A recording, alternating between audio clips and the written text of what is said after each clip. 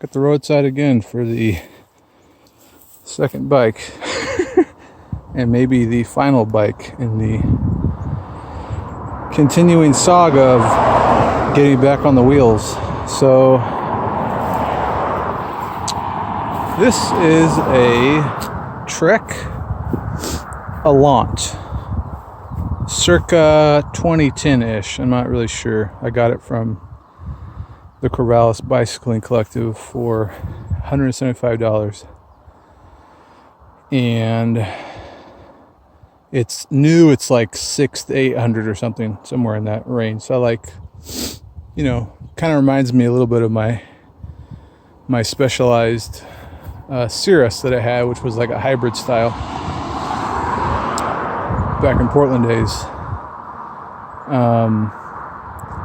But yeah, I think this could be a doable touring bike.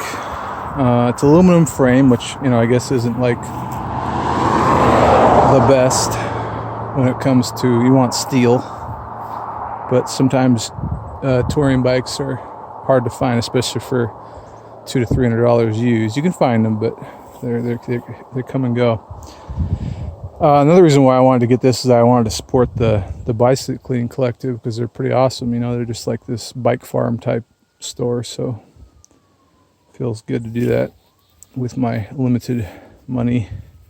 And actually, my dad owed me some money from helping move a storage unit a while ago, and then he gifted me $100 as well to help with it. So I didn't really get hit too hard financially. So, but yeah, it's got, you know, your basic Shimano components, nothing fancy. You know, click shifters, which I'm used to. These are probably like the same exact ones that were on my Cirrus. That's fine, you know, nothing fancy. And then I added a few things. If you remember from the last video, I had a giant thing on the mountain bike, and this wouldn't really fit that because of the tubing or the housing. So I went instead with just a, you know, little $5 bag from the Bicycling Collective with a boonie cap, utility pouch with, you know, all the kind of things you would need, glass case. I got my radio in here, which is kind of nice for hanging out, listening to depressing NPR music or stories about the late stage capitalism. And 2 water bottle holders, which is pretty nice, you know, because these are like the on-the-go ones as you're running, and you just take a quick swig. And then this other little admin pockets where I have my electronic phone stuff. And then what do I have? Keys, bike keys. I could put other little tidbits in there. The Bluetooth speaker pouch up there, which I might have to move maybe underneath because I'm hitting it, but we'll see. And I have 4 water bottle holders. This one I jury rigged on there using tubing. I mean, old inner tubes are amazing for lashing down stuff, which is I also did up here with these and this. So that's plenty of water for a touring loadout, especially if you're not going through the desert. And then here's the, I took out on the old mountain bike, I had the little kids backpack, and I just left all that. I left the cooler and the little kids backpack on the mountain bike for just a backup bike, which is nice, because I've never actually had 2 bikes at once, which is kind of bizarre. And this is, fittingly, it's a Trek bag, and it has all my little tools in there. There's your rag, you know, bike tool, Allen wrench, Dudio,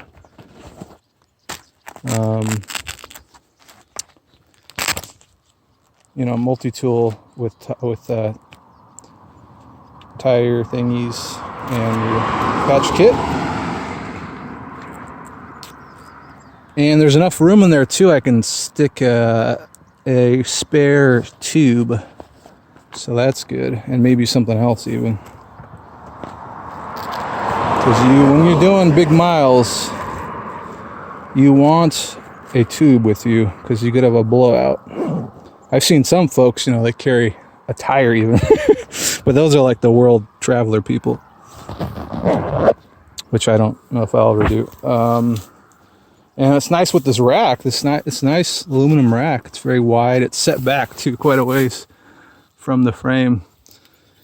Has all the, oh yeah, and then this is the a nice, very sturdy kind of hardcover thing for my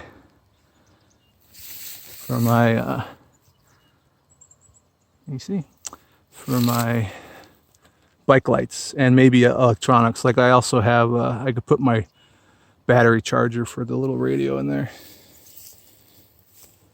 Oh, good thing I looked because it was on.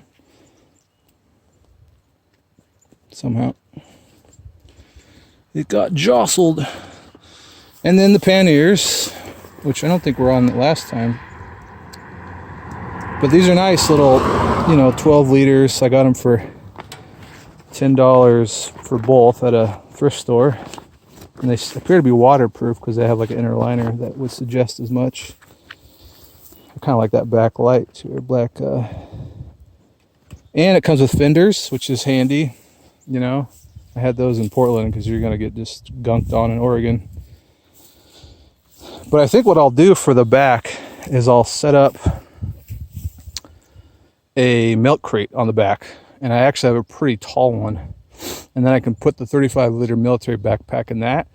And what's cool with that too is you can actually hang additional things off the side of it. It's almost like a, you could have like a double-decker pannier setup if you wanted to go crazy. But I'm thinking about maybe putting like the fanny pack on the back so I can have like a quick access, whatever kind of thing. Because I have a pretty large fanny pack. But, this is all you really need. It's a little small, but I'm kind of stocky, 5'10", but it's like 17 and a half inches, which I'm by more in the 18, 19 range.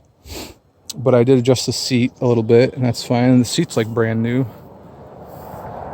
And when I was in the bike shop, the lady actually came in with it, and I thought about talking her up about it, but I got distracted with some other stuff. And then before I knew it, I was like, oh, and I thought, there's like a day or two they look it over and before they put it out on the floor, but literally like they just slap a price tag on it and stick it over there. It's kind of hilarious.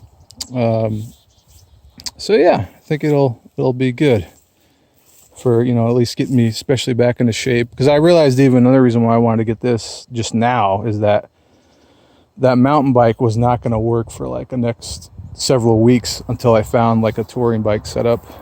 It was just too painful with the ergonomics. It was hurting. It was making my neck sore, and the shifting was also kind of crappy. I was basically like stuck in the middle gear. But yeah, not too shabby for $175. And I supported a local institution.